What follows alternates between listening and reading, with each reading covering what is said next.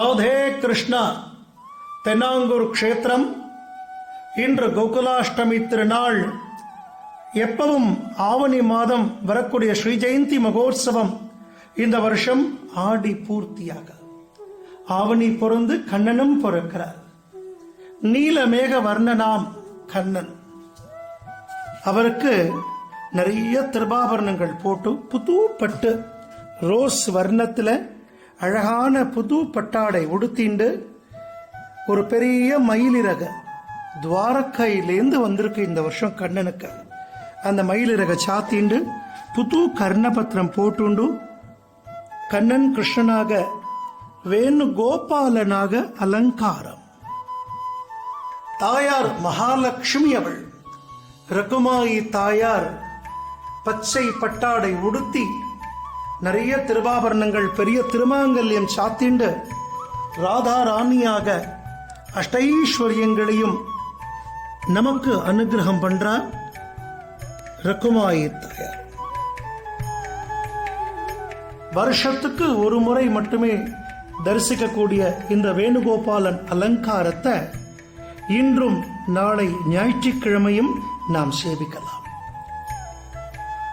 7 நாள் வைபவமாக மிக விமர்சையாக இந்த கோகுலாஷ்டமி மகோத்சவத்தை நாம் சேவிக்கக்கூடிய மிகப்பெரிய பாக்கியம்.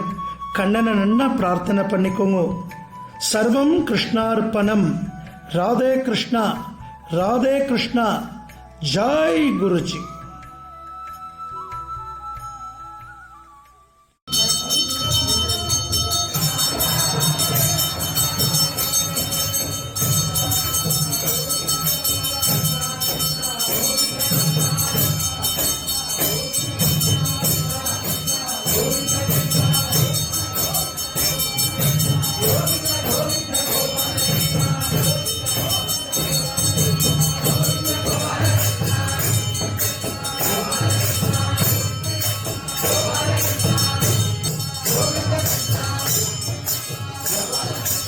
இரவு 12 மணிக்கு கண்ணன் பிறந்தாச்சு பாருங்க.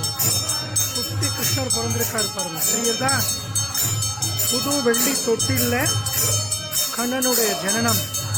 கிருஷ்ண ஜென்மாஷ்டமி என்று.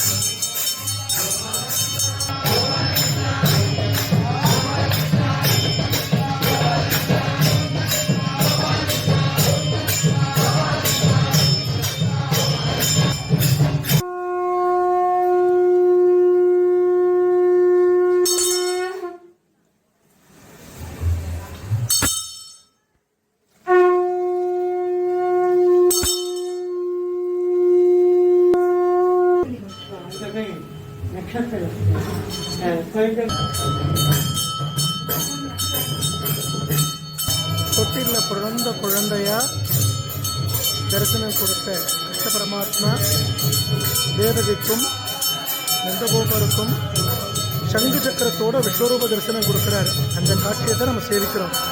இந்த ஒருக்கு பாருங்க. தெரியுறதா? சங்கு சக்கரத்தோட கண்ணனுடைய தரிசனம்.